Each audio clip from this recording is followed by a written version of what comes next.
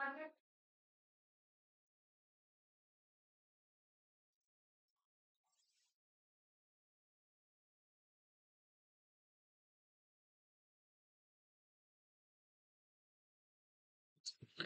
Guys, how are you? कैसे हैं आप? एक बार फिर से आपका स्वागत है आपके अपने यूट्यूब चैनल हक आपका।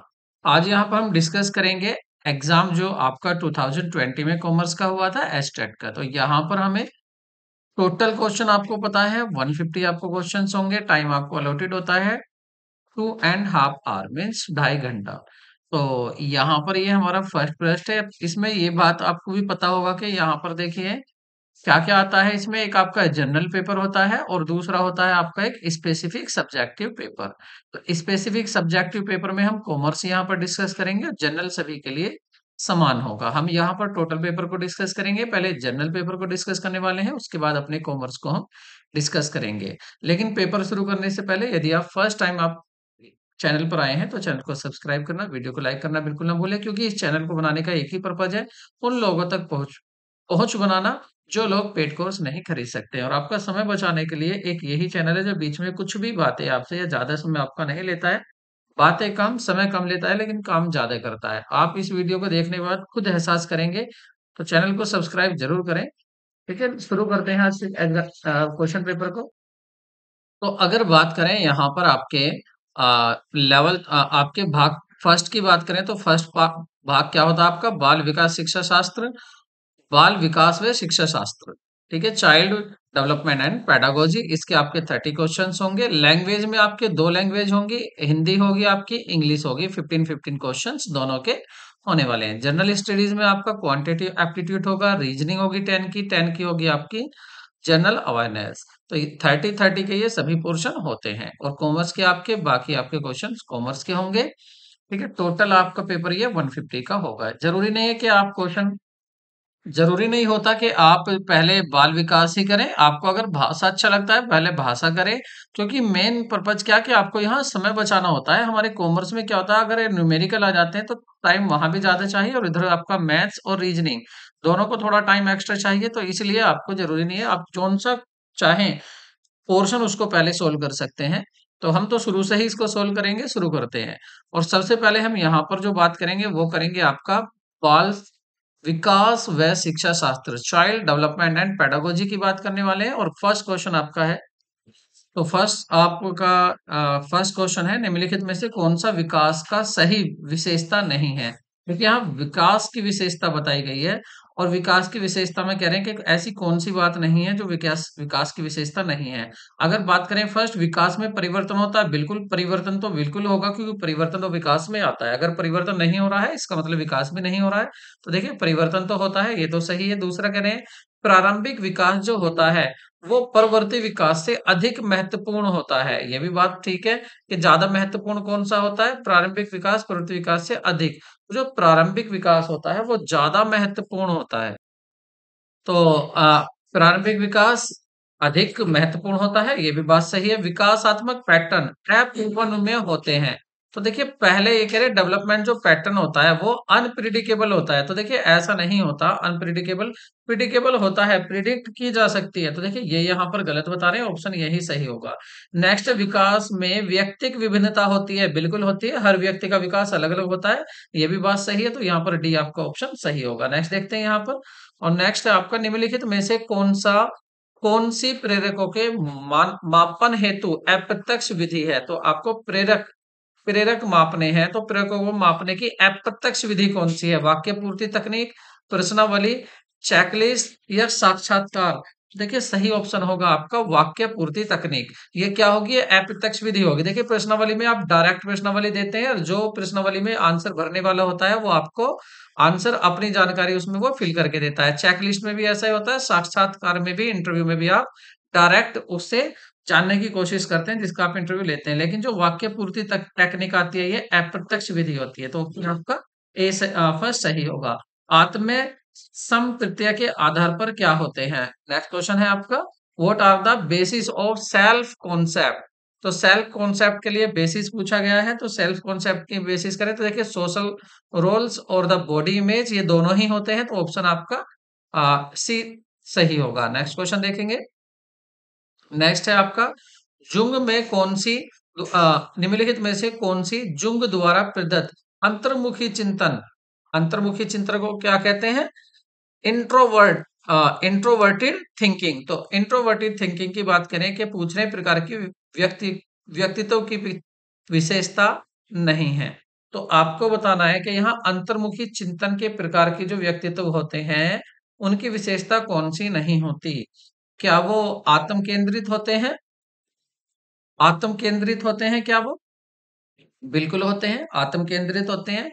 आशावादी होते हैं, वो आशावादी नहीं होते, ऑप्टिमिस्ट नहीं होते हैं, तो देखिए ये विशेषता नहीं है। अपने स्वयं के बौद्धिक कामकाज में मगन होते हैं, बिल्कुल होते हैं। तथ्य के आधार पर सिद्धांतों का साथ देने वाले होते हैं, वो भी होते हैं।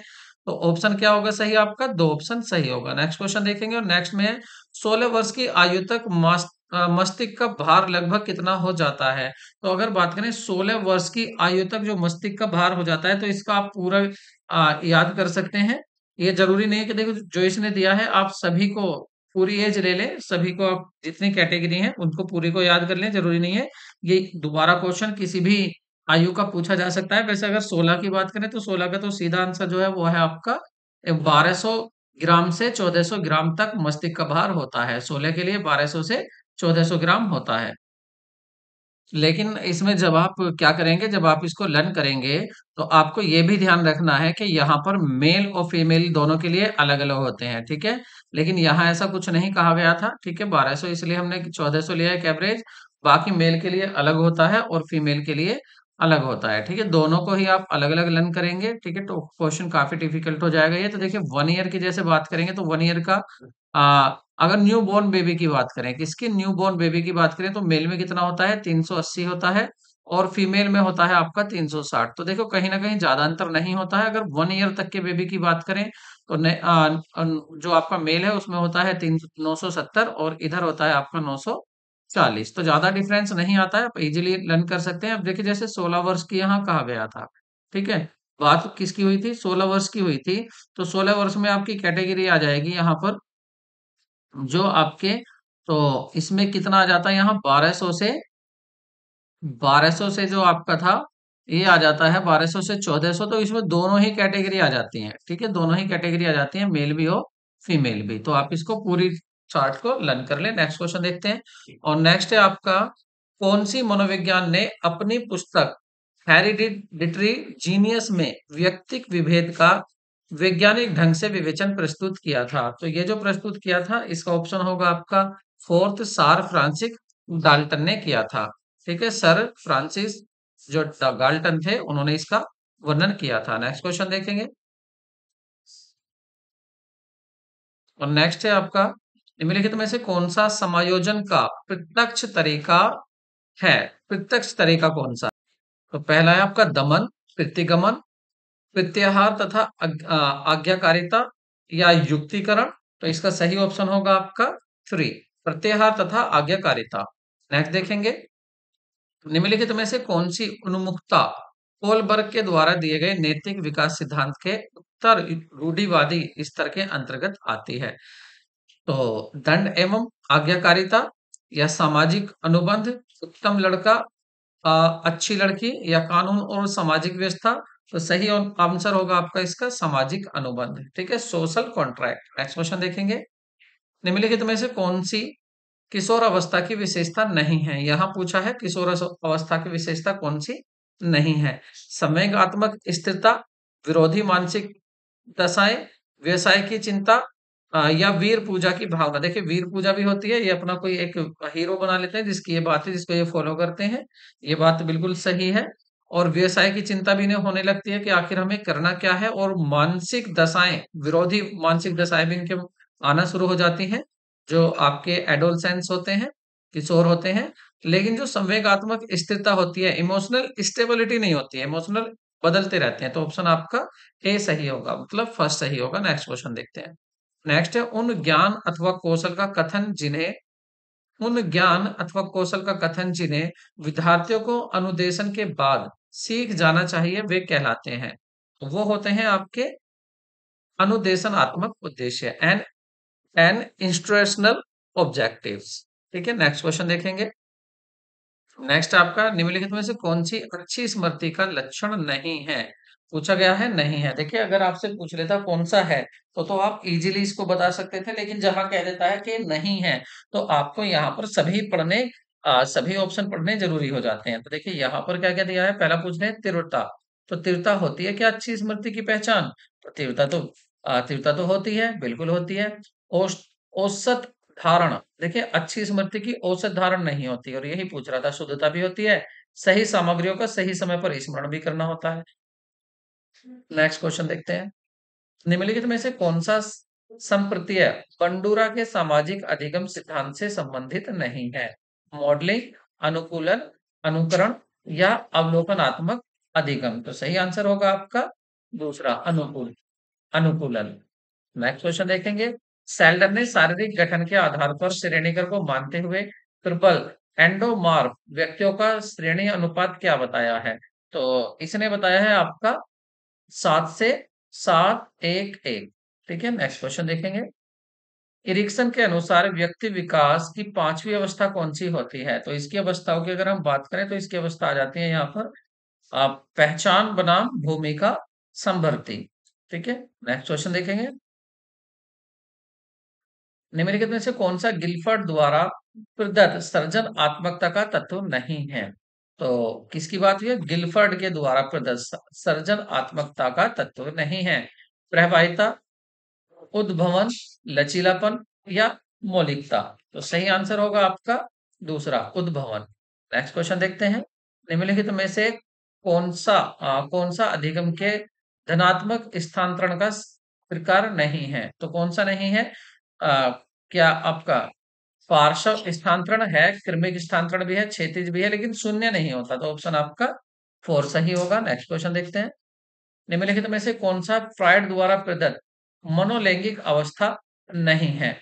तो फ्राइड के द्वारा मनोलैंगिक अवस्था कौन सी नहीं है? तो ऑप्शन देखते हैं। सेशन अवस्था या स्वायत्तावस्था, बुधावस्था, मुखावस्था। देखिए यहाँ पर ऑप्शन होगा आपका स्वायत्ता अवस्था नहीं होती है। नेक्स्ट क्वेश्चन देखेंगे।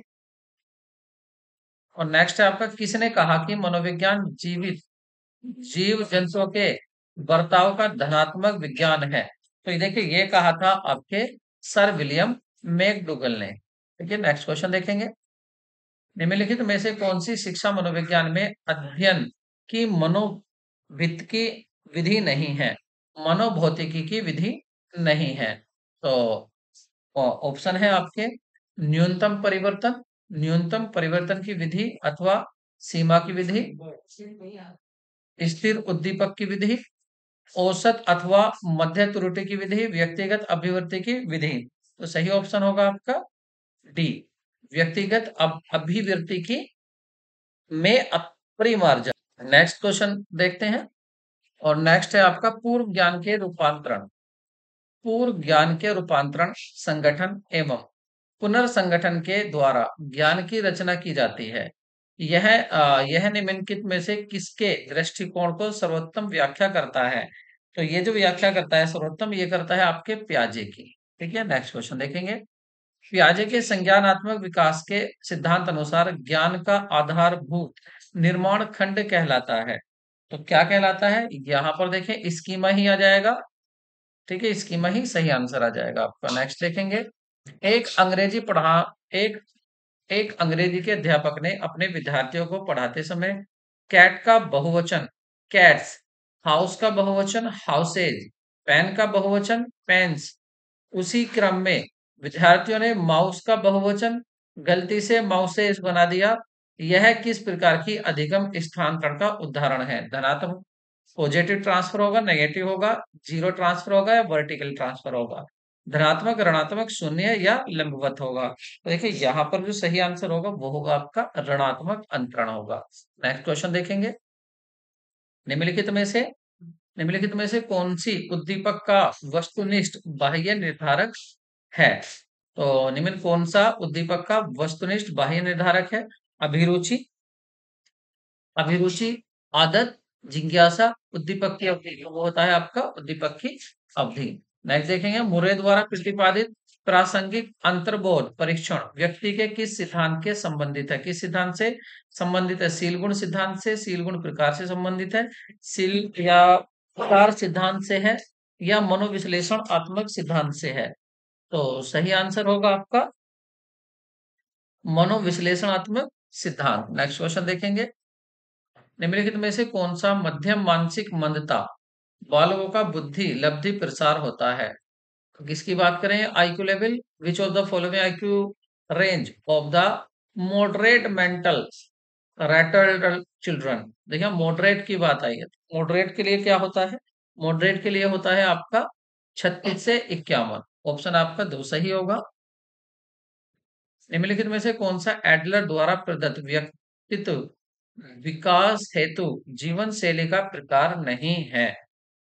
आलसी आइटम बिल्कुल होता है, शासकीय टाइप, शासकीय टाइप की बात, सॉरी सॉरी, इसने कहा नहीं नहीं है, तो आलसी टाइप ही नहीं होता है। ठीक है, कौन सा बात करें? एडलर द्वारा प्रदत्त व्यक्तित्व विकास, तो आलसी इसमें नहीं आता है, शासकीय टाइप होता है, या तिग्रम गो जेने गेटिंग टाइप भी होता है, और बचकर निकल जाने वाले जैसा भी होता है, लेकिन आपका फर्स्ट यही आंसर सही होगा। नेक्स्ट देखते हैं, रोसा साइन धब्बा परीक्षण कितने कार्ड उपयोग किए जाते हैं? तो देखिए ये क्वेश्चन आपका पहले भी काफी, मैंने बताया था इम्पोर्टेंट रहता है, पहले भी इसको पूछा जा चुका है। तो रोसा रोसा के रोसा साइन धब्बे का परीक्षण कितने कार्ड होते हैं इसमें? 10 कार्ड होते हैं इसमें। ठीक है, नेक्स्ट देखेंगे, निम्नलिखित में से कौन सा मूल्यों के दृष्टि से स्पेंजर द्वारा दिया गया व्यक्तित्व का प्रकार नहीं है? तो व्यक्तित्व का प्रकार कौन सा नहीं है? सैद्धांतिक, आर्थिक, कलात्मक, या सुडोलकाय? तो सुडोलकाय कोई व्यक्तित्व का जो आपका प्रकार नहीं होता है। नेक्स्ट देखते हैं, निम्नलिखित में से, तो नेक्स्ट क्वेश्चन है आपका, निम्नलिखित में से कौन सा थॉर्नडाइक द्वारा प्रदत्त अधिगम का गौण सहायक नियम है? तो देखिए फर्स्ट में ही मैं आपको बता चुका था जब मैंने फर्स्ट पेपर कराया था कि देखिए आप बिल्कुल इसके सहायक नियम और इसके मुख्य नियम दोनों को पक्के से याद कर लें। मैंने पूरी लिस्ट, अगर आपने अभी तक उस वीडियो को नहीं देखा है तो वहां जरूर देखें। आपको लग रहा होगा कि सर बहुत जल्दी से आप तो बस आंसर ही बताते जा रहे हैं, इनको एक्सप्लेन नहीं कर रहे। देखिए माय डियर, अगर मैं इसको एक्सप्लेन करने लगा तो कहीं ना कहीं बहुत ज्यादा समय निकल जाएगा, और यहाँ पर हमें चेक करना है कि हमें कितना आता है और आइडिया लेना है। दूसरा रही बात सीखने की, तो देखिए ये मैंने पीछे जो आपके पेपर सोल्व कराए हैं उसमें मैंने आपको समझाए हैं, ये डिटेल में सारी चीजें मैंने समझाई हैं। तो सहायक नियम और गुण नियम की अगर बात करें यहाँ पर, तो थॉर्नडाइक द्वारा पूछा है कि यहाँ पर सहायक नियम, तो तत्परता का अभ्यास का नियम, तत्परता और अभ्यास का नियम जो है ये आपके मुख्य नियम में आ जाते हैं। ठीक है, लेकिन मानसिक वृत्ति का नियम जो होता है ये आपका सहायक नियम होता है। ये कौन सा होता है? सहायक नियम आता है। और ये तीन हो जाते हैं, कौन से आपके मुख्य नियम हो जाते हैं। तो तीन तो है इसके मुख्य नियम और पांच है इसके सहायक नियम। नेक्स्ट क्वेश्चन देखेंगे, और नेक्स्ट निम्नलिखित में से कौन सी किशोर अवस्था की सही विशेषता नहीं है? कह रहे हैं सही विशेषता कौन सी नहीं है? किशोर अवस्था बाल्यावस्था और वयस्क अवस्था के बीच की प्रतिवर्ती अवस्था होती है। तो किशोर अवस्था, हाँ, तो ये देखो ये तो बात सही कह रहे हैं कि किशोर अवस्था बाल्यावस्था और वयस्क अवस्था के बीच की प्रवृत्ति होती है, बिल्कुल सही है। किशोर अवस्था में एक अस्पष्ट व्यक्ति स्थिति होती है, तो ये भी सही कह रहे हैं। किशोर अवस्था वयस्क की दहलीज होती है, बिल्कुल सही है, वयस्क की दहलीज होती है। किशोर अवस्था वास्तविकताओं का समय होता है, ये वास्तविकताओं का समय नहीं होता, तो ऑप्शन आपका डी मतलब फोर सही होगा। अब देखिए यहाँ पर शुरू होता है आपका लैंग्वेज भाग सेकंड देखेंगे। इसमें पहले हिंदी है, कह रहे निजवाचक सर्वनाम युक्त वाक्य छाटिए। तो निजवाचक, आपको निजवाचक देखना है, निजवाचक जिसमें आपका माई सेल्फ, योर सेल्फ इस तरह से आता है। ठीक है, योर सेल्फ इंग्लिश में भी आपको अगर याद हो तो देखिए, आप अत्यंत आकर्षक व्यक्तित्व के स्वामी हैं। तो आप अत्यंत आकर्षक व्यक्ति के स्वामी हैं, तो देखिए आप प्रोनाउन हो जाएगा, मतलब आपका सर्वनाम हो जाएगा अत्यंत आकर्षक, तो ये आपका एडजेक्टिव हो जाएगा। व्यक्तित्व, ये भी आपका व्यक्तित्व क्या, ये आपका नाउन हो जाएगा। के स्वामी है, स्वामी भी नाउन हो जाएगा। तो यहाँ पर कोई भी आपका, देखिए सर्वनाम यहाँ जो आया आप आया है, तो आप क्या हो जाता है? ये तो पर्सनल प्रोनाउन में आ जाता है, ये नहीं होगा आपका। यहाँ पर आप कहेंगे सर आप तो चल रहा है हिंदी लेकिन लेके चल रहे हैं इंग्लिश। देखो माय डियर, हम दोनों तरह के लेके चलते हैं यहाँ पर, क्योंकि कहीं ना कहीं एक दूसरे से रिलेटेड रहते हैं और ग्रामर तो सेम ही है इंग्लिश और हिंदी की। लड़के आप ही चले जाएंगे, तो देखिए यहाँ जो है ना आप ही चले जाएंगे, तो ये पर आ रहा है स्वयं, जहाँ स्वयं की बात आती है तो स्वयं की बातें जो आएंगी वो आपकी स्वयं की बातें कहाँ पर आती हैं, जो निजवाचक सर्वनाम होता है, ठीक है, अपने आप, स्वयं ही, तो स्वयं ही आपको याद रखना, ये होता है आपका निजवाचक। तो ऑप्शन आपका दूसरा ही सही होगा। वर्तनी की दृष्टि से अशुद्ध विकल्प चुनिए। अब आपको बताना है जो अशुद्ध है। मृत्योपरांत, योगीराज, प्रोज्वल या प्रज्वलित। तो देखिए योगीराज की अगर बात करें तो यहाँ पर यही गलत है, यही गलत है। मृत्युपरांत, मित मृत्योपरांत लिख रहा, मृत्यु उपरांत होता, तो देखिए अशुद्ध जो है आपका यही होगा। अच्छा दिख रहा नहीं है, लो अब दिख जाएगा आपको। तो यहाँ पर देखिए जो वर्तनी की दृष्टि से अशुद्ध वाक्य है वो है आपका मृत्योपरांत। नेक्स्ट क्वेश्चन देखते हैं, विलोम की दृष्टि से असंगत जोड़ा बताइए। तो लगे लंबा नाटा, बात सही है। अभिग अनभिग, देखिए ये अनभिग अनभिग की बात करें ये भी सही है। अनुरिक्त और विराग ये नहीं होता, तो आपका ये विलोम होगा, असंगत होगा। बाकी सभी संस्कार और त्रिस्तर सेम है, सही है। किस विकल्प में ईल प्रत्यय का प्रयोग नहीं हुआ है, तो आपको बताना है ईल। जैसे मरियल, इल, मरियल, जटिल, उर्मिल, फेमिल, फेनिल, इल, इल किस किस में नहीं आ रहा है वो आपको बताना है। देखिए मरियल में नहीं आ रहा, मरियल में नहीं आ रहा है। नेक्स्ट क्वेश्चन देखते हैं, और नेक्स्ट होगा आपका 35, सबकी बकरी का प्राय निम्न में बकरी का प्राय नहीं है, तो बकरी को क्या नहीं कहा जाता है। तो देखिए बकरी को क्या नहीं कहा जाता है, तो बकरी को छांगी भी कहते हैं, अजा भी कहते हैं, छेरी भी कहते हैं, लेकिन वर्धिकी नहीं कहा जाता है, याद रखना। जातिवाचक संख्या की बात करें तो आजकल की पढ़ाइयाँ बहुत महंगी हो गई हैं, ऊंचाइयां नापने की। देखिए पढ़ाइयाँ, ये तो पता ना कौन सी पढ़ाइयाँ की बात करें, सभी पढ़ाई की बात करें। ऊंचाइयां नापने की पर्वतों को सैर कीजिए, ऊंचाइयां नापनी है तो ऊंचाइयों की बात कर रहे हैं। ऊंचाइयों मतलब सभी ऊंचाइयों की बात हो रही है, तो यहाँ भी ये आपका जातिवाचक हो गया है। कभी कभी बुराइयां, बुराइयां तो सभी बुराई की बात हो रही है, ये भी आ गया, लेकिन मैंने अनुभव किया कि उसे ऊंचाई से, अब यहाँ ऊंचाइयां नहीं कह रहा, ऊंचाई कह रहा है, तो ऑप्शन आपका यही सही होगा, ये आपका जातिवाचक नहीं है। नेक्स्ट देखते हैं, किस विकल्प में व्यंजन की संधि का प्रयोग नहीं हुआ है। व्यंजन संधि का प्रयोग नहीं हुआ है, तो व्यंजन संधि का प्रयोग जो नहीं हुआ है, चिदाभास में या बागेश्वर में या तदर्थ में या तिरोहित में, तो देखिए ये आपका तिरोहित सही होगा। तिरोहित में आपका व्यंजन संधि नहीं आया है। शुद्ध वाक्य का चयन करना है आपको, यह काम कोई वकील से ही हो सकता है। मैंने उनका धन्यवाद किया, कृपया दरवाजा बंद करने की कृपा करें। तो आप देख रहे हैं यहाँ कृपया दरवाजा बंद करने की कृपा करें, और हम सभी में मानवीय दुर्बलताएं हैं। तो यहाँ पर क्या पूछा गया है आपसे, शुद्ध वाक्य की पहचान कर रहा है, किसकी बात, शुद्ध की बात कर रहा है। तो हम सभी में क्या मानवीय दुर्बलताएं हैं, तो हम सभी में क्या है मानवीय दुर्बलताएं। यह काम कोई वकील से ही हो सकता है, तो ये भी गलत है। होना क्या चाहिए, यह काम कोई वकील कर सकता है। मैंने उसका धन्यवाद किया, तो ये होता मैंने उनको धन्यवाद कहा।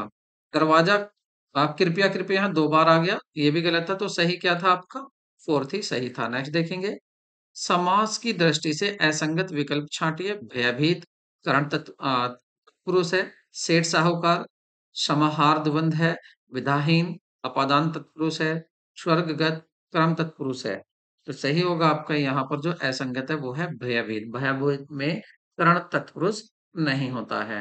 नेक्स्ट क्वेश्चन देखते हैं, वाक्यांश के लिए एक शब्द की दृष्टि से असंगत विकल्प चुनिए। तो आपको देखिए ये वाक्यांश है, इसके लिए एक शब्द बताना है। अब जो आपका गलत है वो आपको बताना, तो सही अर्थ जो नहीं दे रहा वो बताना आपको। इसी कथा के अंतर्गत आने वाली कोई दूसरी कथा उसको अंतरकथा कहेंगे, ये तो सही है। सर्वाधिकार संपन्न शासक या अधिकार उसको अधिनायक कहेंगे, ये भी सही है। बिना किसी प्रयास के अयास नहीं होता, ठीक है, तो ऑप्शन आपका सी ही सही होगा। जिसे शाप दिया गया हो अभिशप्त, ये भी सही है। नेक्स्ट देखते हैं 41, अनिश्चित संख्या वाचक विश्लेषण। देखिए अनिश्चित संख्या पिछले वर्ष की तुलना में, अनिश्चित संख्या भी होनी चाहिए, ठीक है, अनिश्चित संख्या भी होनी चाहिए। उसको बताना है कौन सा विशेषण होगा। पिछले वर्ष की तुलना में इस बार अधिक वर्षा हुई, तो ये संख्यात्मक तो है नहीं, अधिक वर्षा। सब्जी में थोड़ा सा नमक, अब ये थोड़ा सा नमक जो है ये भी क्या है, ये संख्यात्मक नहीं होता। सारा काम मुझे ही करना है, सारा काम, काम को भी आप काउंट नहीं कर सकते। सारे देश के आतंक के खिलाफ खड़े हैं, सारे देश, देश को आप संख्या दे सकते हैं 4 5 6।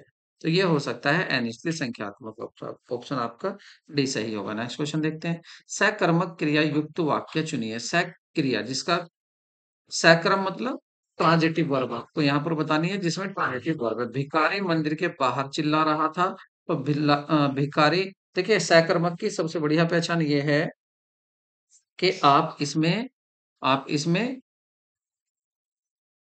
या आप इसमें छांट सकते हैं क्या और किसे लगाकर। पहले आपको कर्ता लिखना होता है जिसकी बात हो रही है, फिर आप क्या, आप लिख सकते हैं क्या या किसे।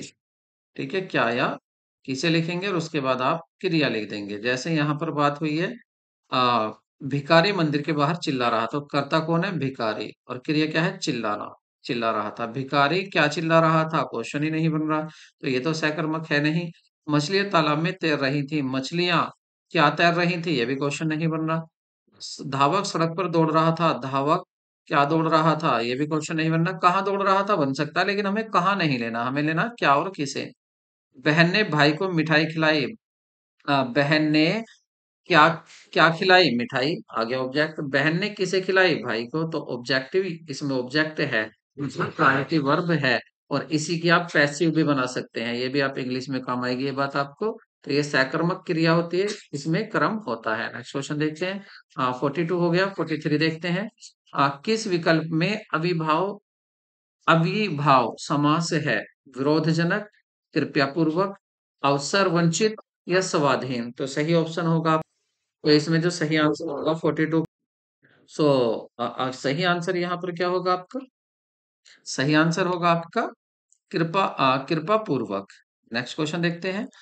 की दृष्टि से असंगत विकल्प बताइए। ग्रस्त एक ग्रास्तिक होगा, या दिष्ट एक दिष्टिक होगा, अभिजात्य अभिजात्य होगा, पारणीय यह पारणीय होगा। तो सही आंसर होगा यहाँ पर आपका सी, अभिजात्य अभिजात्य। नेक्स्ट क्वेश्चन देखते हैं। किस विकल्प में आ उपसर्ग का प्रयोग हुआ है, आ उपसर्ग का प्रयोग किस वाक्य में हुआ है, तो आधिकारिक, आधिकारिक, उपसर्ग का आधिकारिक। अगर इसमें से आ हटा दो तो इधर कुछ बचेगा नहीं, आधुनिक, आधुनिक, इसमें भी कुछ नहीं बचेगा। अलंबित, तो देखो लंबित होता है, क्या होता है, लंबित, लंबित में आ लगा दिया तो आ क्या है, उपसर्ग है, ऑप्शन आपका 3 सही होगा। तो यहाँ पर हमने क्या कर लिया सक्सेसफुली, आपका हिंदी भी यहाँ पूरी हो गई है। अब चलते हैं अपने किसकी तरफ, इंग्लिश की तरफ चलते हैं। अब देखेंगे हम अपनी अंग्रेजी को। Choose the part of sentence that is grammatically incorrect. आपको बताना है कि कौन सा वाक्य यहाँ पर, इसमें कौन सा पार्ट इनकरेक्ट है। तो that's twice I have been forgetting to bring my diary. मैं 2 बार अपनी डायरी को भूल चुका हूँ। टू वर्क दिस वीक, इस वीक, देखिए हैव बीन आ रहा है यहाँ पर, ठीक है, हैव बीन आ रहा है और यहाँ पर क्या लिखा है, टू वर्क दिस वीक। गलती जो होगी आपकी कहाँ पर होगी, वो गलती इसी पार्ट में होगी, मतलब आपके बी पार्ट में गलती होगी। आई हैव बीन जो आ रहा है यहाँ पर, आई हैव बीन फॉरगेटिंग। ठीक है, नेक्स्ट क्वेश्चन देखेंगे। और नेक्स्ट है आपका, fill in the blanks with the correct option. Of to novel, this is interesting, more interesting. अब यहाँ पर देखिए तुलना हो रही है, दो में तुलना हो रही है, किसकी तुलना हो रही है, दो की तुलना हो रही है, तो क्या होगा, मोर इंटरेस्टिंग। ठीक है, जब दो की तुलना होती है दोनों में से। आगे कह रहे हैं, चेंज द नरेशन, आपको नरेशन चेंज करनी है। He said I have been spending a lot of more time with my children. तो यहाँ पर क्या दिया है आपको, हाँ डायरेक्ट दिया है आपको और इनडायरेक्ट वाक्य बनाना है। तो देखिए जब ये सैड है और इधर पे क्या है आपका आई, आई आ रहा है, तो आई क्या है, फर्स्ट प्रोनाउन, किसके अनुसार बदलेगा, आपका जो इधर वाली होती है क्या होती है, रिपोर्टेड वर्ब होती है, तो रिपोर्टेड वर्ब के सब्जेक्ट के अनुसार बदलेगा। इधर ही है तो इधर क्या हो जाएगा ही। लेकिन he said I have been spending my more time, तो उसने किससे कहा, दूसरा सैड का तो सैड ही रहने देंगे। पहली बात तो इसमें सैड का आप क्या करेंगे, यहाँ पर सैड ही रहने देंगे। वैसे यहाँ मुझसे कहा है तो टोल्ड भी हो सकता है, he said to me, told भी हो सकता है। कोई नहीं, आगे देखते हैं कि देखिए जब ये आई हैव आ रहा है, क्या आ रहा है, आई हैव आ रहा है, तो इसको किस में चेंज करेंगे आप, हैव को आप चेंज करेंगे हैड में। तो देखिए पहले में हैड आ रहा है, बिल्कुल आ रहा है हैड बीन। दूसरे में इज आ रहा है, ये नहीं होगा। यहाँ पर देखिए हैड, यहाँ भी आ रहा है हैड स्पेंड, लेकिन यहाँ पर he told me that he had spend a lot more time with his children। अब यहाँ पर जो आ गया, यहाँ पर क्या आ गया, हिज चिल्ड्रन आ गया है। और जबकि यहाँ पर क्या होना चाहिए, यहाँ पर अगर आप देखेंगे तो देखिए इसमें जब बात हो रही है ही की, तो ही के साथ क्या होना चाहिए, हिज चिल्ड्रन। यहाँ पर ये भी सही आ रहा है आपका। उसके बाद दोनों में देखेंगे ही, यहाँ पर ही टोल्ड मी दैट, ठीक है, ही हैड स्पेंट, तो यहाँ ही हैड कह दिया, हैड बीन नहीं कहा, ऑप्शन आपका पहला ही सही होगा, क्योंकि हैज बीन, हैव बीन के साथ क्या आना चाहिए, हैड बीन आना चाहिए। ठीक है, नेक्स्ट देखते हैं 49, 49, fill in the blank with the correct present perfect continuous tense. तो प्रेजेंट परफेक्ट कंटिन्यूअस टेंस में हु, तो प्रेजेंट परफेक्ट कंटिन्यूअस की बात करें तो बिल्कुल सिंपल हो गया ये तो प्रेजेंट परफेक्ट कंटिन्यूअस में क्या आता है, will have been, shall have been आता है। तो आप यहाँ पर देख सकते हैं, तो who was coming to see me this morning, perfect continuous tense, present, sorry future नहीं, प्रेजेंट की बात हो रही है। प्रेजेंट परफेक्ट कंटिन्यूअस में हैज बीन, हैव बीन आता है। ठीक है, तो वॉज, और यहाँ रहा है was, who was coming to see me this morning. तो क्या क्या आ जाएगा यहाँ पर आपको, प्रेजेंट परफेक्ट कंटिन्यूअस करेक्ट कौन सा होगा, प्रेजेंट परफेक्ट कंटिन्यूअस में वाज क्यों लगा दी यहाँ पर, who was coming to see मी,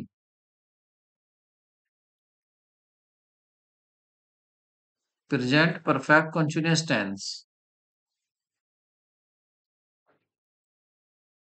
ये क्वेश्चन ही यहाँ पर देखिए वॉज दे दिया, इसलिए गलत है यहाँ पर। ठीक है, और इसका आंसर भी नहीं दिया था, वैसे इसमें आपत्ति आई थी। नेक्स्ट क्वेश्चन देखते हैं, fill in the blank with the correct present perfect continuous tense. Present perfect continuous में क्या आता है, प्रेजेंट परफेक्ट कंटीन्यूअस में आपका हैज बीन, हैव बीन आ जाता है। तो यहाँ पर आपको, और उसके साथ वर्ब की फर्स्ट फॉर्म देखते हैं, आप वर्ब की फर्स्ट फॉर्म यूज करते हैं, उसमें भी आईएनजी। तो यहाँ पर ही आ रहा है तो सिंगुलर है, तो इसका मतलब हैज ही होगा। ठीक है, और हैज ही होगा, इससे आपका सीधा आंसर भी आ गया, तो कि हैज बस यहीं पर ही है, आपका ऑप्शन फोर्थ सही हो जाएगा। यहाँ देखते हैं, कह रहे हैं fill in the blanks, the growing number of visitor are damaging, are demanding the footpath. देखिए नंबर बढ़ाने के लिए विजिटर का, तो आप क्या कर रहे हैं, फुटपाथ को डैमेजिंग कर रहे हैं। तो फुटपाथ यहाँ प्लूरल होगा, सिंगुलर होगा, तो देखिए फुटपाथ जो होता है वो आपका सिंगुलर ही होगा यहाँ, और आपका इज आ जाएगा। सॉरी, नेक्स्ट देखते हैं, fill in the blanks with the correct present perfect continuous. Present perfect continuous में करेक्ट क्या आएगा आपको वो बताना है। यहाँ पर she is one of the few people, she is one of the few people. अब यहाँ पर one of the few people में तो क्या आना चाहिए, यहाँ पर आपका फिर वही हैज बीन और हैव बीन आ जाना चाहिए। तो यहाँ पर वो भी आपका नहीं आ रहा, तो ये भी क्या था, ये भी डाउटफुल क्वेश्चन था, इसको छोड़ देते हैं, आगे बढ़ते हैं। नेक्स्ट आपका 53, choose the option and arrange the following sentence in the correct order. देखिए आपको करेक्ट ऑर्डर में ऐसे क्वेश्चन हमेशा आपको ऑप्शन की हेल्प से करने चाहिए, ऑप्शन से आप बना के देखें कि इसका मीनिंग सही निकल रहा है। ठीक है, तो आप यहाँ पर देखिए, यहाँ पर आपको फोर्थ लोगे तो फोर्थ से आपको we would have been forced, उसके बाद थर्ड आ रहा है, थर्ड हैड पे नहीं आ सकता, तो आपका यहाँ ये हाँ, तो इसका सही होगा आपका फोर्थ, हैड ही नॉट, तो ऑप्शन सही होगा आपका फोर्थ। नेक्स्ट क्वेश्चन देखते हैं, change in the sentence into the passive voice. अब देखिए यहाँ पैसिव वॉइस आ गया, वही कर्मक अकर्मक वाली करिए, यहाँ भी आ गई, someone has picked my pocket, किसी ने मेरी पॉकेट वार लिया है। तो देखिए माई पॉकेट और हैज आ रहा है, तो हैज के साथ क्या लगाते हैं, हैज बीन। ठीक है, तो यहाँ पर हैज बीन आ जाएगा, तो माई पॉकेट इज पिक्ड नहीं होगा, माई पॉकेट हैज, तो कहां पर आ जाएगा, हैज बीन। देखिए एक में ही आ रहा है हैज बीन, तो आपका ऑप्शन फोर्थ सही हो जाएगा। ठीक है, ऑप्शन क्या सही होगा, फोर्थ सही होगा। नेक्स्ट क्वेश्चन देखते हैं, चूज द ग्रामेटिकली करेक्ट, सही बताना है कौन सा, no sooner we reach the station the train arrived, the train arrived, no sooner के साथ तुरंत क्या आना चाहिए, यहाँ पर हेल्पिंग वर्ब भी आनी चाहिए, तो वो कहां पर आ रही है, आपकी सेकंड में आ रही है। तो सही ऑप्शन क्या होगा यहाँ पर, आपका ऑप्शन दो होगा, बी। ठीक है, नेक्स्ट क्वेश्चन देखते हैं, fill in the blanks with the correct option. कह रहे हैं दे स्लीप्ड साउंडली, तो यहाँ पास्ट की बात हो रही है, तो पास्ट में आप इसको बना लेंगे, तो देखिए पास्ट में जो इसका आंसर होगा वो होगा आपका, वोज तो नहीं आ सकता यहाँ पर, हाँ यहाँ पर फोर्ट थो द नाइट एयर वोज, ये जरूर आ जाएगा। ठीक है, तो ऑप्शन आपका बी सही होगा। नेक्स्ट क्वेश्चन देखते हैं 57। तो 57 को देखेंगे, fill in the blanks with the correct present perfect continuous. तो प्रेजेंट परफेक्ट कंटिन्यूअस पूछ रहा है। फिर देखिए यही इसने गलती कर दी है, ये डाउट वाले क्वेश्चन रहे थे। नेक्स्ट क्वेश्चन देखेंगे, ये भी क्या है, ये भी डाउट वाला क्वेश्चन है। तो यहाँ देखते हैं 58 देखते हैं, और क्वेश्चन नंबर 58 को देखेंगे। तो 58 में पूछा है, choose the part of sentence that is grammatically incorrect. आपको बताना है कौन सा यहाँ पर गलत है। The word the the world supply of the oil is soon running out. The world supply of oil is soon running out. तो कौन सा पार्ट में कमी है? तो यहाँ पर जो गलती है वो है आपके इज सून रनिंग। ठीक है, इज सूनिंग रनिंग यहाँ पर ये गलत है, तो ऑप्शन आपका 3 होगा। नेक्स्ट देखते हैं, द वर्ड जंचर मीन्स। तो जंचर मीन्स क्या होता है? देखिए जंचर मीन्स होता है आपका a point rendered critical by circumstances. ठीक है, सर्कमस्टेंसेज के द्वारा जहां पर रेंडर्ड किया जाता है वह पॉइंट। तो यहाँ से आपका चलता है सामान्य अध्ययन जनरल साइंस। तो देखिए यहाँ पर आपको कहा है एक कूट भाषा में डिस्टेंस को क्या लिखा जाता है, इन टॉटिक लिखा जाता है, और डॉक्यूमेंट को आपको ये लिखा जाता है। तो अब आपको बताना है थर्सडे को आप क्या लिखेंगे। तो आपको इसमें पहले पैटर्न की पहचान करनी कि पैटर्न क्या है, उसी पैटर्न को आप यहाँ यूज करेंगे। तो यहाँ पर आप वीडियो को कीजिए पॉज, और जल्दी से आपको क्या करना है कि यहाँ पर इसका पैटर्न देखना है, आखिर कौन सा पैटर्न लगा है। तो आप देखेंगे यहाँ पर क्या पैटर्न लग रहा है। देखिए डी को, अगर आप देखेंगे यहाँ वीडियो को पॉज कर दें, आप खुद भी करके देख सकते हैं। देखिए डी और आई, तो यहाँ डी और आई में आप देखेंगे आईडी हो गया है, चेंज कर दिया है। और यहाँ क्या था, एस। एस और एक उसमें आगे जोड़ दिया है, क्या हो गया, टी। अब यहाँ पर क्या कर दिया है इन्होंने, एटी। एटी को भी टी एक हो था, यहाँ टी ए था, और यहाँ एटी कर दिया वही। फिर यहाँ पर एन है, आगे क्या आ जाएगा, एन है तो क्या हो जाएगा, ओ। आगे ओ आ गया है। इसी पैटर्न में आप यहाँ देखिए, इसको भी किया है, डी ओ को क्या कर दिया है, ओडी कर दिया है, सी को फिर डी कर दिया है। यही आपको यहाँ देखना है। अभी आपका टी एच आ रहा है तो क्या हो जाएगा, एच टी हो जाएगा। क्या हो जाएगा आपका यहाँ पर आपका एच टी हो जाएगा। तो एच टी और वी में अब एच टी हो जाएगा, ठीक है। और एच टी के साथ ही आपका क्या हो जाएगा, यहाँ पर आप एक यू में यू वी हो जाएगा, तो वी को बना देंगे, एक ज्यादा कर देंगे वी को। इस तरह से आपका जो ऑप्शन यहाँ पर सही हो जाएगा वो हो जाएगा V H T V, H T V S R P Y A. तो ऑप्शन आपका दूसरा सही होगा। नेक्स्ट क्वेश्चन देखते हैं।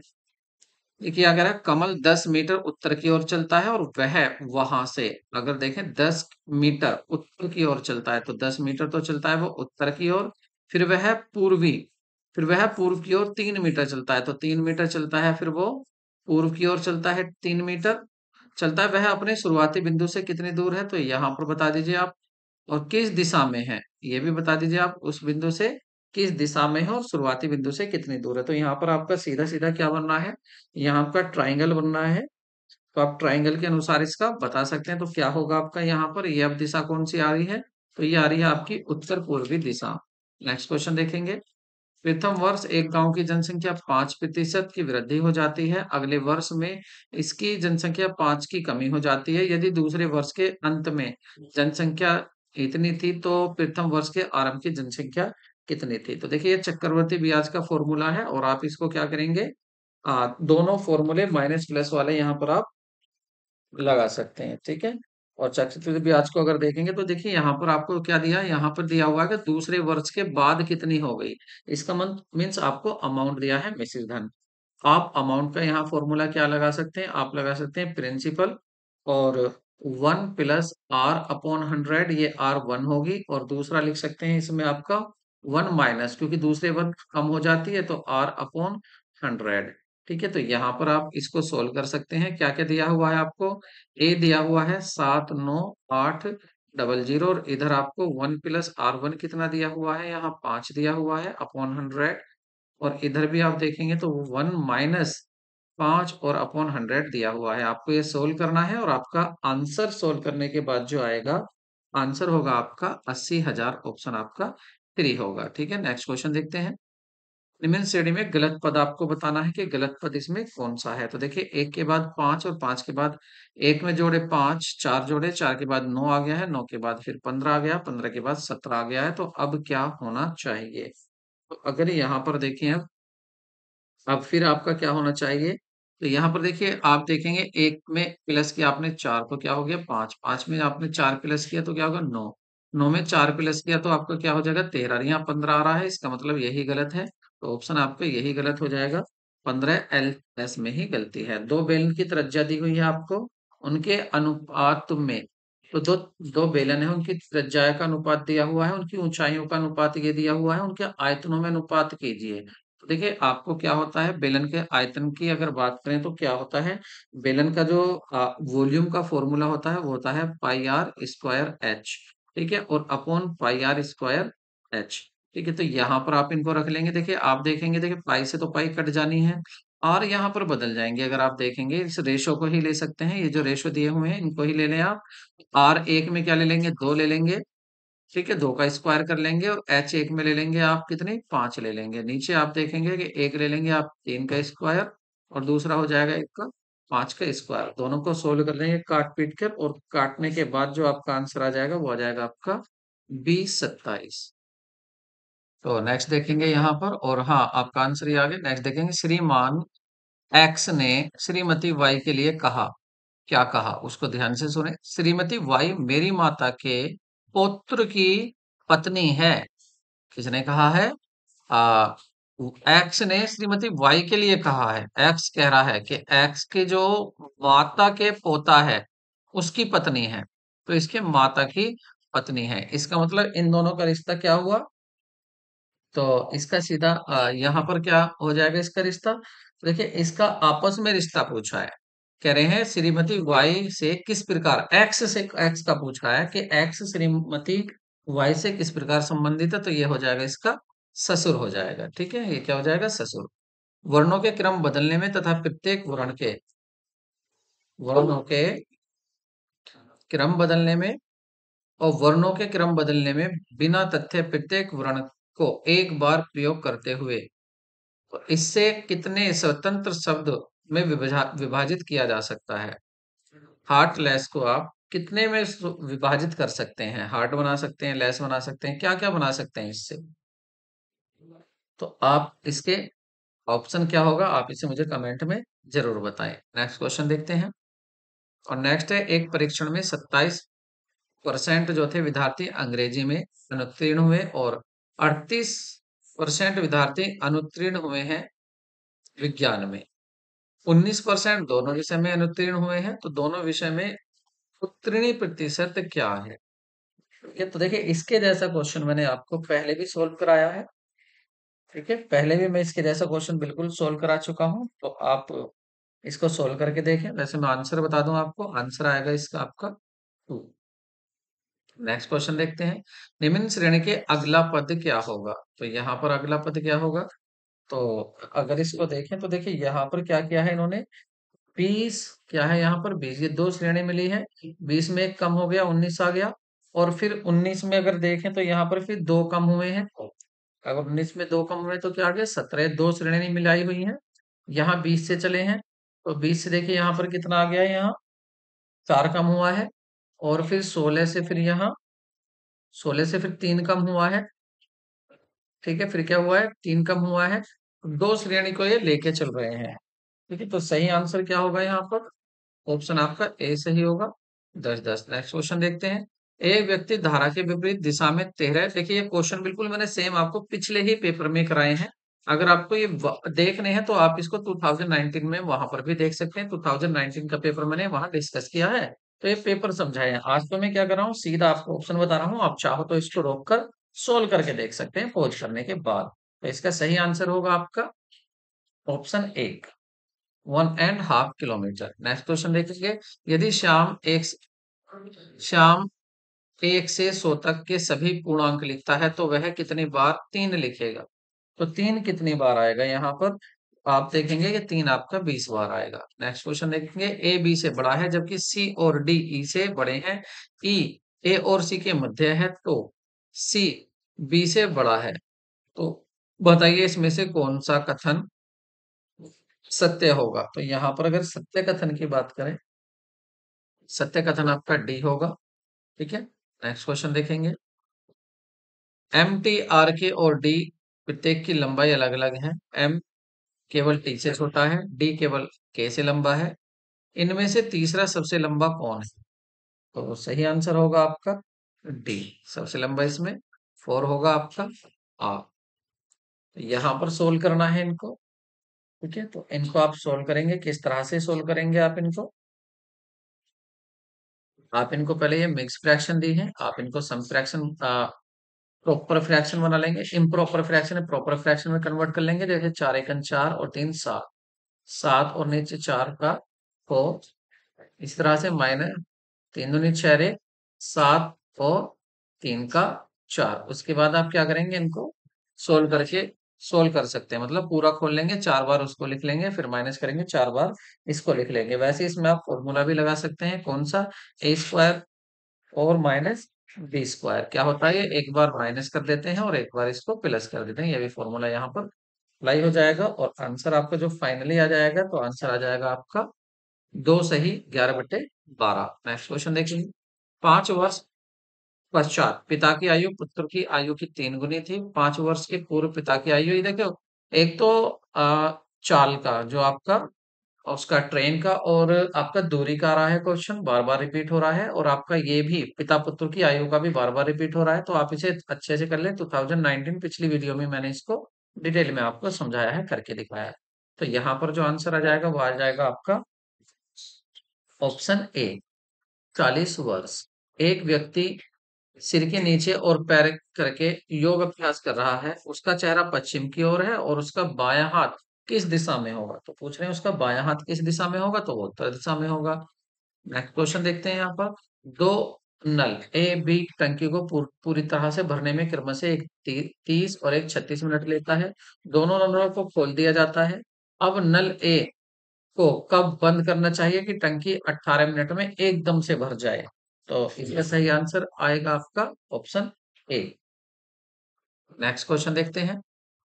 10 वार्षिक ब्याज दर तथा अर्धवार्षिक चक्रवृद्धि ब्याज करने पर 800 रुपए की एक राशि इतने रुपये कितने वर्ष में बन जाएगी? ठीक है, यहाँ अर्धवार्षिक करने पर, तो अर्धवार्षिक को याद रखना, आप टाइम में 2 की मल्टीप्लाई करते हो, रेट में 2 से डिवाइड कर देते हैं। ठीक है, कब? जब अर्धवार्षिक होता है और हाफ ईयरली होता है। और जब क्वार्टरली होता है तो उसमें आप क्वार्टरली में एक 12 महीने में कितने क्वार्टर होंगे? 4 से, तो 3-3 के हो जाएंगे आपके। तो वहां 4 से कर देते हैं, टाइम को 4 से मल्टीप्लाई कर देंगे और रेट को 4 से डिवाइड कर देंगे, तब क्वेश्चन को सोल्व करते हैं। और ऑप्शन आपका क्या आ जाएगा यहाँ पर? आपका बी ऑप्शन करेक्ट होगा। नेक्स्ट देखेंगे। 8, 15, 24 से विभाजित होने वाली न्यूनतम वर्ग संख्या बताइए। इनसे विभाजित होने वाली, तो इनके एलसीएम निकाल लेंगे, जो उससे विभाजित होगी वो इनसे विभाजित होगी। ऑप्शन क्या आ जाएगा आपका? 3600। ठीक है, ऑप्शन होगा आपका 3600। नेक्स्ट क्वेश्चन देखते हैं। यदि 6 पेन का विक्रय मूल्य 8 पेनों के क्रय मूल्य के बराबर है, तो यहाँ पर एक पेन का जो आप मानोगे क्रय मूल्य 1 रुपया मान लो, तो 6 पेन का जो 6 पेन का क्रय मूल्य हो जाएगा वो हो जाएगा 8 रुपए। तो यहाँ 6 पेन का जो क्रय मूल्य है तो 8, और बेच बिक्रे कितने में है वो? पेनों का विक्रय मूल्य, बेचे तो जा रहे हैं 8 में और खरीदे कितने थे? वे 6 रुपए में खरीदे थे, मतलब 2 का प्रॉफिट हो रहा है। तो इसको क्या पूछ रहा है? लाभ हानि बताइए। तो लाभ हानि आप यहाँ पर बता सकते हैं किसकी? 6 पेन की। ठीक है, तो इसको आप काटेंगे तो क्या आ जाएगा आपका? ऑप्शन आपका 33 1/2 आ जाएगा। ठीक है, ये आ जाएगा, सॉरी, 33 1/2 लाभ आएगा, वो हानि दिखा रहा था, ये आएगा लाभ। नेक्स्ट क्वेश्चन देखेंगे। हरियाणा के नव गठित 6वें राज्य वित्त आयोग के चेयरमैन अध्यक्ष कौन है? वैसे ये अब आपके काम का क्वेश्चन रहा नहीं है। ठीक है, उस टाइम पर जब थे तो उस टाइम तो आपके कौन थे? पीबी राघवेंद्र राव थे। जरूरी नहीं है ये क्वेश्चन अब पूछा जाए। तो हरियाणा उर्दू अकादमी के उपाध्यक्ष कौन है? हरियाणा उर्दू अकादमी के उपाध्यक्ष कौन है? तो जो इसके उपाध्यक्ष है वो है आपके कुमुद बंसल। थर्ड है आपका, हरियाणा में बेगम समरू का महल कहाँ पर अवस्थित है? ये इंपॉर्टेंट क्वेश्चन है आपके लिए। हरियाणा में बेगम समरू, तो बेगम समरू कहाँ पर है? आपको ये देखना है बेगम समरू कहाँ पर है। तो ये है आपके गुरुग्राम। कहाँ पर है ये? गुरुग्राम में है। नेक्स्ट देखेंगे, कॉमनवेल्थ खेलों में स्वर्ण विजेता पदक को हरियाणा सरकार द्वारा दी जाने वाली पुरस्कृत राशि कितनी थी? तो वो थी आपकी 1.5 करोड़ रुपए। 1857 के विद्रोह के दौरान रोहतक का जिला न्यायाधीश कौन था? देखिए, 1857 का जो विद्रोह हुआ था उसमें जिला न्यायाधीश पूछा है, कितना डीपली क्वेश्चन निकाला है। तो देखिए, ये था आपका एडम लॉज। एडम लॉज था। क्षुद्र नदी जो कि घग्गर की सहायक नदी है। सिंधु नदी क्या है? घग्गर की सहायक नदी है। ठीक है, घग्गर की ये सहायक नदी है। शुद्ध नदी जो कि घग्गर की सहायक है, चौतांग में, साहिबी में, दोहन या इंदौरी, तो किसकी होगी ये है आपका चौतांग। ठीक है, नेक्स्ट देखते हैं, टिक्कर झील हरियाणा के किस जिले में स्थित है? तो अगर टिक्कर झील को देखें तो टिक्कर झील आपका पंचकुला में स्थित है। नेक्स्ट देखते हैं यहाँ पर, हरियाणा विधानसभा जो अक्टूबर 2019 के चुनावों के बाद गठित की गई थी, 2019 की बात कर रहा है। ठीक है, तो ये तो कौन सी थी वो ये पूछ रहा है, और इसी से आप अंदाजा लगा सकते हैं कि हमें क्या क्या याद करना है। तो 14वीं थी। विनेश फोगाट को हाल ही में किस राष्ट्रीय पुरस्कार से सम्मानित किया गया था? विनेश फोगाट को तो वो किया गया था राजीव गांधी खेल रत्न पुरस्कार से। किस शहर का प्राचीन नाम कन्नौड़ था? तो जो कन्नौड़ था वो था महेंद्रगढ़। तो यहाँ पर हमने जनरल पेपर पूरा कर लिया है। आज मैंने ऐसा नहीं किया है जनरल पेपर में कि मैंने आपको मैथ्स और रीजनिंग सोल्व कराई हो या मैंने सेंटेंस आपके कराए हो, क्योंकि उसमें बहुत ज्यादा समय लग जाता है। मैं आपका समय भी ज्यादा नहीं लेना चाहता, लेकिन अगर फिर भी आपको रिक्वायरमेंट है तो आप कमेंट में लिख सकते हैं। जिस क्वेश्चन को भी कहेंगे मैं उसको आपको नेक्स्ट वीडियो में भी शामिल करके बता दूंगा। वैसे मैंने 2019 में ये सोल्व करके बताए थे। ठीक है, आप मेरे उस पेपर का एनालिसिस जरूर देखें। तो अब बात हम करेंगे यहाँ पर अपना मेन सब्जेक्ट की, जो कि है हमारा कॉमर्स, और यहाँ पर हमें देखते ही आंसर दे देना है। बहुत जल्दी से आंसर देना है। ठीक है, तो केंद्रीय उपभोक्ता संरक्षण परिषद का नेतृत्व कौन करता है? केंद्रीय उपभोक्ता संरक्षण परिषद का नेतृत्व कौन करता है? तो देखिए, यहाँ पर केंद्रीय उपभोक्ता संरक्षण का, यहाँ पर केंद्रीय की बात कर रहे हैं, केंद्रीय की। अगर डिस्ट्रिक्ट की होती तो डिस्ट्रिक्ट आपका न्यायाधीश हो जाता, जिला न्यायाधीश हो जाता, लेकिन या राज्य का हो जाता अगर यहाँ पर हम स्टेट की बात करते। बट यहाँ पर जो बात हो रही है केंद्र की हो रही है, मतलब सेंट्रल कंज्यूमर प्रोटेक्शन काउंसिल की बात हो रही है। तो इसका जो हेडेड होता है वो होगा आपका सुप्रीम कोर्ट। तो सुप्रीम कोर्ट कहाँ पर? सुप्रीम कोर्ट के पूर्व न्यायाधीश। तो आपका पहला ही ऑप्शन करेक्ट होगा। नेक्स्ट क्वेश्चन देखते हैं।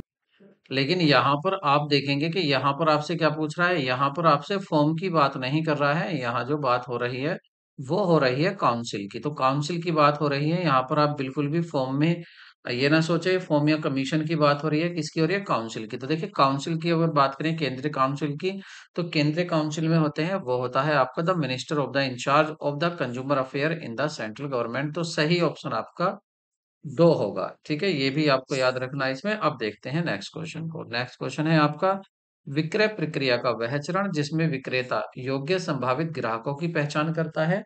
संभावित ग्राहकों की पहचान करता है तो उसको क्या बोलते हैं? उसको बोलते हैं आपका पर्यवेक्षण। ठीक है, प्रोस्पेक्टिंग उसको कहते हैं। नेक्स्ट क्वेश्चन देखेंगे यहाँ पर। नेक्स्ट है आपका, निम्नलिखित में से कौन सा उपयोग में सम्मिलित नहीं है? कोषों के उपयोग में, मतलब कह रहे हैं कि कोषों का उपयोग किससे नहीं होगा। अगर देखें, ऑपरेटिंग लॉसेज हो रहा है, या आपका पेमेंट करें इंडिविजुअल इन डिविडेंड और टैक्सेस में, तो देखिए यहाँ भी पैसा जा रहा है। पेमेंट यहाँ कर रहे हैं, यहाँ भी पैसा जा रहा है। फिक्स परचेज कर रहे हैं, यहाँ भी पैसा जा रहा है। लेकिन यहाँ ऑपरेटिंग लॉसेज अगर हो रहा है तो यहाँ पे कोई भी पैसा नहीं जा रहा है। तो ये कह रहे हैं कोसों का उपयोग नहीं होगा। तो कोसों का प्रयोग कहीं कहाँ नहीं होगा? देखिए, सभी में पैसा कहीं ना कहीं जा रहा है। यहाँ भी पैसा जा रहा है। वैसे अगर आप देखेंगे यहाँ भी लॉस हो रहा है, तो यहाँ भी पैसा आपका जा रहा है, क्योंकि खर्चे तो आपके जरूर हो रहे होंगे। तो यहाँ भी जा रहा है। लेकिन ये जो है आपका अंश पूंजी के बदले स्थायी संपत्ति का क्रय, यहाँ पर आपकी स्थायी संपत्ति आ रही है, और बदले में आप क्या दे रहे हैं? शेयर दे रहे हैं। तो ना पैसा जा रहा ना आ रहा, तो यहाँ पर ये इसका उपयोग नहीं है। फोर्थ आपका आंसर सही होगा। नेक्स्ट क्वेश्चन देखते हैं। मुद्रास्फीति और मंदी का संयोजन क्या कहलाता है? कॉम्बिनेशन पूछ रहे हैं, इन्फ्लेशन और रिसेशन। तो ये होता है आपका ऑप्शन, आपका फर्स्ट सही होगा, स्टैगफ्लेशन। क्या सही होगा यहाँ पर? स्टैगफ्लेशन। तो ऑप्शन आपका पहला ही सही होगा, स्टैगफ्लेशन। नेक्स्ट क्वेश्चन देखेंगे, और नेक्स्ट है आपका, यह अनुमान की वाई की एक इकाई में 5 किलोग्राम सामग्री का उपयोग किया जाता है। प्रति किलोग्राम सामग्री का प्रभाव मूल्य 1.5 रुपए है। अक्टूबर माह में 5 वाई की 1500 इकाइयों के उपरांत में 160 किया गया है, यानी 700 किलोग्राम सामग्री का उपयोग किया गया है। सामग्री लागत विचरण, सामग्री विचरण, सामग्री उपयोग विचरण की गणना करें। तो यहाँ पर जो आंसर आएगा, जब आप इसकी गणना करेंगे तो आंसर आएगा आपका ए मतलब 50 और एफ 7 ए 750। ठीक है, नेक्स्ट क्वेश्चन देखेंगे। आप इसको सोल्व करके देख सकते हैं। सो नेक्स्ट देखते हैं, व्यक्तिगत ग्राहकों और स्थितियों की विशेषता और जरूरतों को पूरा करने के लिए कीमतों को लगातार समायोजित करना कहलाता है। तो लगातार कीमतों को आप समायोजित कर रहे हैं, लगातार की बात हो रही है यहाँ पर। तो देखिए, लगातार मतलब कंटिन्यूसली, और कंटिन्यूसली को क्या बोलते हैं हम? डायनेमिक। तो डायनेमिक कहाँ वर्ड आ रहा है? सी में आ रहा है, तो ऑप्शन होगा आपका गतिशील मूल्य निर्धारण। तो इसको क्या कहते हैं? गतिशील मूल्य निर्धारण कहा जाता है। नेक्स्ट क्वेश्चन देखते हैं, परिश्रमिक दर 30 रुपए प्रति घंटा, प्रमाप समय 6 घंटे, वास्तविक प्रयुक्त समय 4 घंटे। इन तथ्यों के आधार पर रोवन योजना के अंतर्गत कुल पारिश्रमिक परिकलन कीजिए। तो रोवर के अनुसार जो होगा वो होगा आपका 160। नेक्स्ट देखते हैं, निम्नलिखित में से कौन सा दीर्घकालीन शोधन क्षमता अनुपात है? बात हो रही है यहाँ लॉन्ग टर्म सोलवेंसी रेशो। तो लॉन्ग टर्म सोलवेंसी रेशो जो होगा वो होगा आपका earning per share, earning per share ratio होगा नहीं, प्रोप्रिएटरी रेशो स्वामित्व अनुपात आपका सोलवेंसी रेशो होता है, ये प्रॉफिट रेशो होता है, और आपका ऑप्शन बी ही सही होगा। नेक्स्ट देखते हैं, और नेक्स्ट है आप लोग परिवार की आय बढ़ाने पर, लोग परिवार की आय बढ़ने पर भोजन, आवास, परिवहन, हेल्थ केयर और अन्य वस्तुओं और सेवाओं की श्रेणी में अपने खर्च को स्थानांतरित करते हैं। इस नियम को क्या कहा जाता है? इस नियम को कहा जाता है एंजल्स लॉ। इसको क्या बोलते हैं? एंजल्स लॉ बोलते हैं। नेक्स्ट देखते हैं, कर की दर और कर का राजस्व की राशि के बीच क्या संबंध होता है? तो कर की दर और कर का राजस्व, relation between the tax rate and the amount tax revenue, ये कहलाता है आपका लॉफर कर्व। लॉफर कर्व आपको याद रखना है, ये क्या होता है? ये रिलेशन होता है किसके बीच में?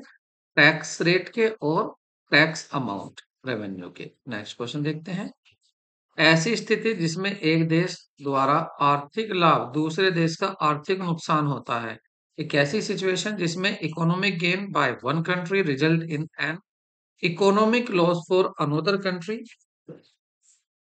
तो इसको कहा जाता है आपका जीरो सम गेम, शून्य सम खेल।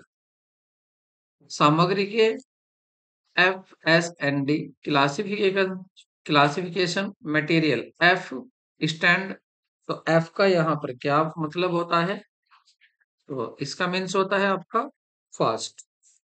ठीक है, नेक्स्ट देखेंगे, एक बहुविकल्पीय कूट प्रश्नोत्तरी में प्रत्येक प्रश्न के तो 5 विकल्प दिए गए हैं, जिनमें से एक उत्तर सही है। 10 प्रश्नों में से 6 उत्तर होने की क्या प्रायिकता होगी? प्रोबेबिलिटी का क्वेश्चन पूछा गया है, और इसका आंसर होगा आपका ऑप्शन 0.0055। नेक्स्ट है, 12 प्याले नीले तस्तकरी में समान संख्या में कितने तरीके से रखे जा सकते हैं?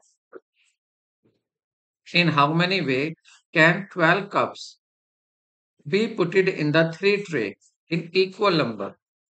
तो ये रखे जा सकते हैं आपके 5775 तरीके से, इतने वे से ये रखे जा सकते हैं। नेक्स्ट देखते हैं, अधिकतम शेयर आवेदन धन कितना हो सकता है? ये मैंने अपनी शॉर्ट वीडियो में भी बताया है आपको, मेरी शॉर्ट वीडियो देखेंगे उसमें भी आपको इस तरह के छोटे छोटे क्वेश्चन मिल जाएंगे। The maximum share application money can कितना हो सकता है? तो देखिए, मैक्सिमम कह रहे हैं शेयर एप्लीकेशन, तो शेयर एप्लीकेशन पर मैक्सिमम में तो आप कितना भी पैसा मांग लो, जितने का शेयर है उतना मांग लो, फुल इशू प्राइस मांग लीजिए।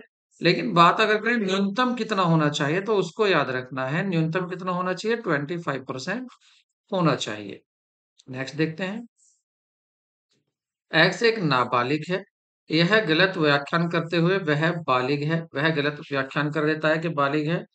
y को एक अनुबंध में प्रवेश करने के लिए प्रेरित करता है, तो x अनुबंध के तहत उत्तरदायी होगा, अनुबंध के तहत उत्तरदायी नहीं होगा, मुआवजा देने के लिए उत्तरदायी नहीं होगा, आवश्यकता प्राप्त करने पर अनुबंध के लिए उत्तरदायी होगा।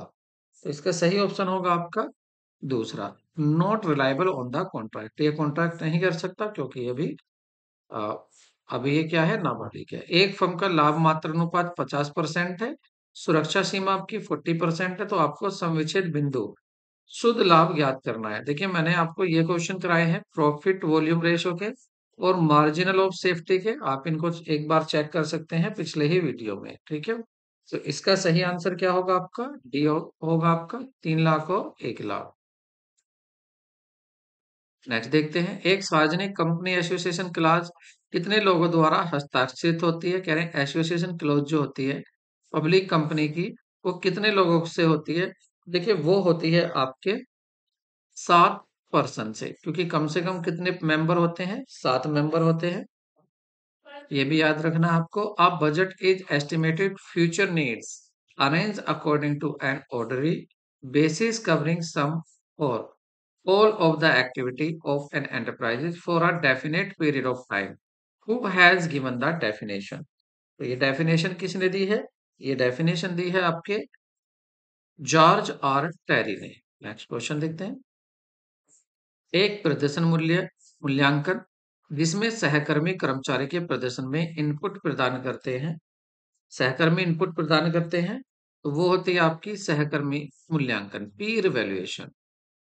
नेक्स्ट आपका समूह के विकास का तीसरा चरण जिसकी विशेषता घनिष्ठ संबंध और सामंजस्य होती है, इस चरण को कहते हैं the third stage of the group development characterized by a close relationship and choiceness is known as। तो ये जानी जाती है आपकी नॉर्मिंग स्टेज से, मानीकरण स्टेज, मानीकरण चरण।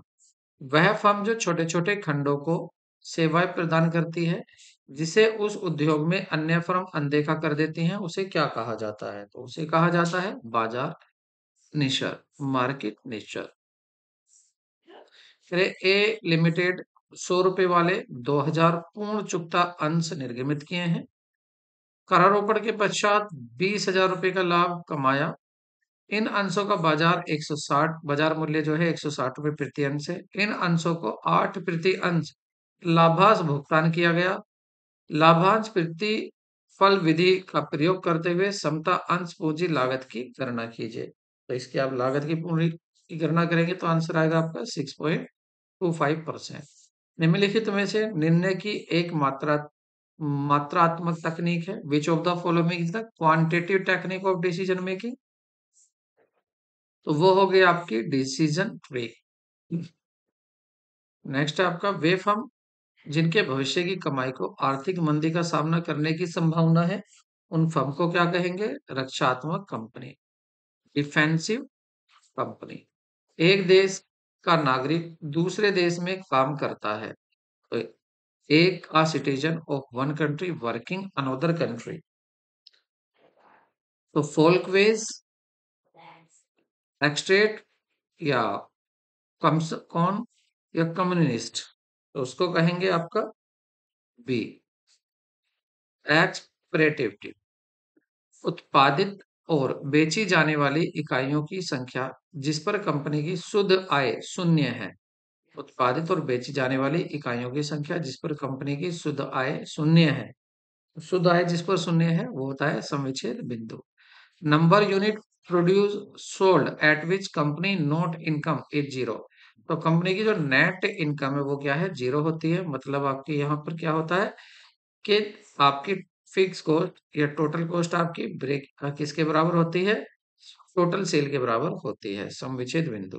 नेक्स्ट देखते हैं,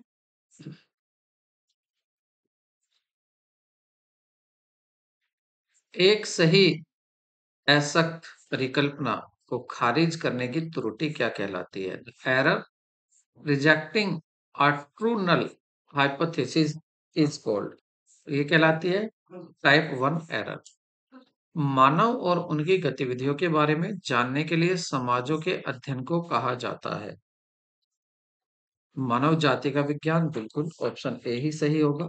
दूसरा, वह जरूरतें जो बाहरी रूप से संतुष्ट हों, जैसे शारीरिक और सुरक्षा की जरूरतें, तो उनको कहते हैं आपका निम्न आर्दर जरूरतें, लोअर ऑर्डर नीड्स उनको कहा जाता है। एक कंपनी द्वारा उत्पादों से उत्पादिक लाभ और अनुभव से ज्यादा विशिष्ट उत्पादों पर अधिक ध्यान देने की गलती को कहते हैं। ठीक है, किस पर? विशिष्ट उत्पादों पर अधिक ध्यान देने की गलती को क्या कहते हैं?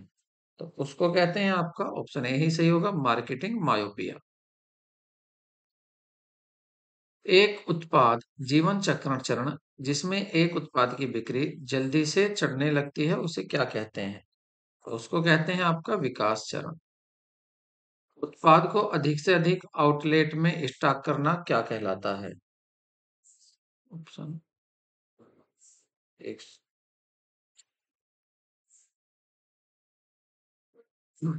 उत्पाद से अधिक आउटलेट में स्टॉक करना क्या कहलाता है? तो वह कहलाता है आपका संघनन वितरण।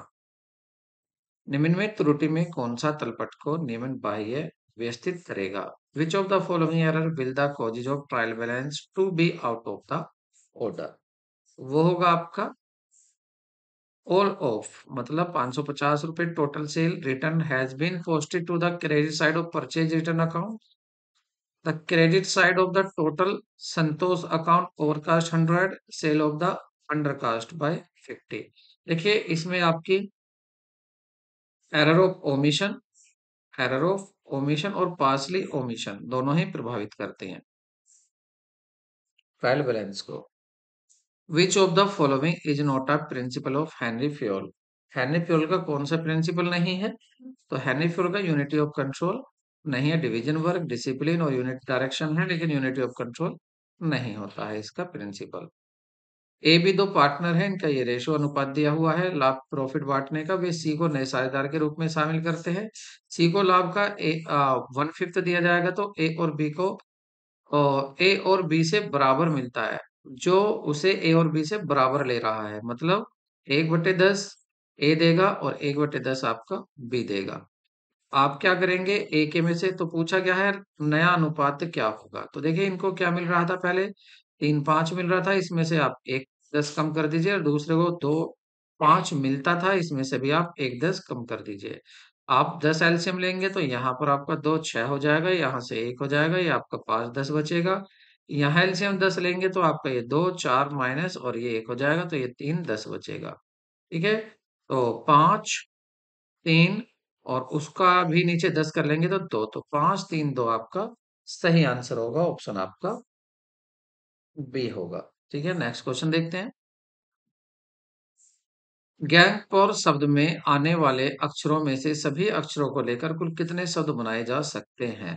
तो इसमें से कितने शब्द बनाए जा सकते हैं? तो ये प्रोबेबिलिटी में से ही दिया हुआ है, ये भी तो ये आपके बनाए जा सकते हैं आपके 10,080 शब्द। नेक्स्ट क्वेश्चन देखेंगे। बिल सेवानिवृत्ति के समय स्वीकर्ता डेबिट करता है at the time of retirement of the bill acceptor debit, तो जो एक्सेप्टर है वो किसको डेबिट करेगा? अगर रिटायरमेंट कर रहे हैं बिल को, तो वो करेगा आपका बिल पेबल अकाउंट को। नेक्स्ट क्वेश्चन देखेंगे। किसी भविष्य की तारीख में स्वीकार की जाने वाली पार्टी द्वारा भुगतान करने का वादा क्या कहलाता है? तो वो कहलाता है टाइम ड्राफ्ट। निम्नलिखित में से हरात्मक माध्य ज्ञात करना है, हरात्मक माध्य, तो हरात्मक माध्य आप इनका निकालेंगे तो ये आ जाएगा आपका 15.58। एक अनाधिकृत और अवैध हड़ताल जो किसी मौजूदा अनुबंध की शर्तों के दौरान होती है, उसको क्या कहते हैं? उसको कहते हैं आपका वाइल्ड कैट हड़ताल, वाइल्ड कैट स्ट्राइक। कर्मचारी को योजना बनाने और अपने काम को नियंत्रित करने का अधिक अवसर देकर नौकरियों में वृद्धि करना क्या कहलाता है? तो वो कहलाता है कार्य समृद्धि। अधिकारियों के लिए एक वित्तीय सुरक्षा योजना यदि वे संगठन से अलग कर दिए जाते हैं, तो वो कहलाती है आपकी सुनहरा पैरासूट, गोल्डन पैरासूट। एक आकस्मिक सिद्धांत जो अनुयायियों की तत्परता का केंद्रित है, ये होता है आपका परिस्थितिजन्य नेत्र सिद्धांत। निम्नलिखित में से कौन सा एकाधिकार बाजार की मान्यता नहीं है? तो सभी देखो ये मान्यता है। समरूप वस्तु का एक उत्पादक विक्रेता, वस्तु की कोई निकटतम स्थापन नहीं होता। साधन मार्केट में शुद्ध प्रतियोगिता, जिसमें प्रत्येक निविष्ट जो कि वह क्रिया करता है उसकी कीमत दी जाती है। केवल इसमें 4 ऐसा है जो नहीं होता। एक फर्म द्वारा उत्पादित वस्तु अन्य फर्मों की वस्तु का निकट स्थापन है। नेक्स्ट क्वेश्चन देखेंगे। पिछली दिनचर्या और वर्तमान नीतियों का उपयोग करके त्रुटियों को ठीक करने की एक प्रक्रिया कहलाती है। A process of correcting error using the past routine and present policies. तो ये कहलाती है आपकी option B, single loop learning. Single loop अधिगम सीखना। एक सकल उत्पाद और शुद्ध राष्ट्रीय उत्पाद के बीच का अंतर किसके बराबर होता है? कह रहे यहाँ पर आपसे difference between gross national product GP GNP and NNP.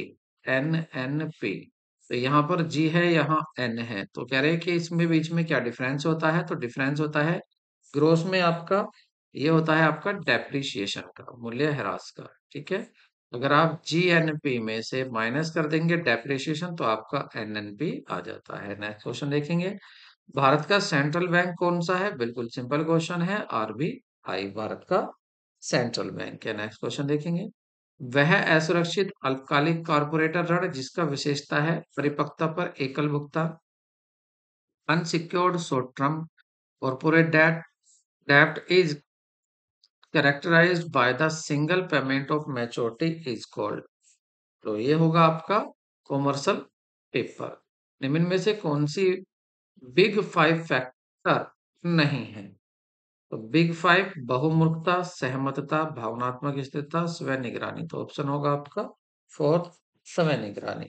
Next question देखते हैं। एक रिटेलर जो नियमित थोक कीमतों से कम पर खरीदता है और खुदरा कीमतों पर बेचता है, तो उसको क्या कहेंगे? उसको कहते हैं आपका ऑफ प्राइजर रिटेलर। नए उत्पाद विचारों के लिए विस्तृत खोज क्या कहलाती है? नए उत्पाद विचारों के लिए विस्तृत खोज क्या कहलाती है? तो वो कहलाती है आपकी विचार सृजन। विशेष ज्ञान या विशेषज्ञता को लागू करने की क्षमता, वो होती है आपकी तकनीक कौशल। लोगों को दो घटनाओं को जोड़ने की प्रवृत्ति जब वास्तविकता में उनका कोई संबंध नहीं होता तो वो कहलाती है आपकी भ्रमापूर्ण संबंध। नेक्स्ट क्वेश्चन देखेंगे। एक व्यवसाय खरीदारी स्थिति जिसमें खरीदार उत्पाद विनिर्देश कीमतें शर्तों या आपूर्तिकर्ता को संशोधन करना चाहता है तो उसको बोलेंगे आप संशोधित पुनः खरीद। व्यक्तियों के बीच पुरस्कार की राशि व आवंटन की उचित निष्पक्षता क्या कहलाती है? तो ये कहलाती है आपकी वितरण न्याय। निरंतर निरंतर सुधार के लिए एक संगठन की प्रतिबद्धता के लिए जापानी शब्द क्या है? वो जापानी शब्द है आपका काजन। नेक्स्ट देखते हैं। एक मुद्रा जो विदेशी मुद्रा बाजार में एक केंद्रीय भूमिका निभाती है उसको कहते हैं आपका वाहन मुद्रा। कर्मचारी संघ में शामिल होने के लिए स्वतंत्र है या नहीं, और जो लोग अस्वीकार करते हैं उन्हें यूनियन बकाया राशि का भुगतान करने की आवश्यकता नहीं है। ओपन सोप की यहाँ बात हो रही है। एक प्रवृत्ति जिसमें आश्रित चर समय के साथ एक स्थिर चर पर बदलता है, तो ये होगा आपका रेखीय प्रवृत्ति। तो देखिए यहाँ आपने बहुत जल्दी सी सेट के साथ साथ आपने अपना यहाँ पर कॉमर्स का पूरा पेपर सोल्व कर लिया है। और सबसे बड़ी बात क्या है यहाँ पर, जो कि मुझे आप आज मैंने कुछ अलग तरीके से इससे क्यों किया है, क्योंकि देखिए आप मेरे पिछले सेट देखेंगे तो वहां पर मैंने उनको फुल सोल्व किया है, उनको वहां मैंने आपको फुल सोल्व किया है। लेकिन कहीं मुझे ऐसा लगा कि ऐसा तो नहीं है कि आपका टाइम ज्यादा लग रहा है। आप मुझे कमेंट में लिख सकते हैं आपको फुल सॉल्यूशन के साथ चाहिए या आपको question then option, question then option. तो ये एक मॉक टेस्ट का काम करेगा कि आपकी तैयारी कितनी है। तो जिस तरह से भी आप चाहते हैं मुझे आप नेक्स्ट के लिए जरूर बताएं, क्योंकि अभी आपके 2 साल के पेपर अभी और भी बचे हुए हैं, 2-3 साल के भी, तो मैं उनको उसी तरह से कराऊंगा। चैनल को सब्सक्राइब जरूर करें। मिलते हैं नेक्स्ट वीडियो में। Take care, bye bye.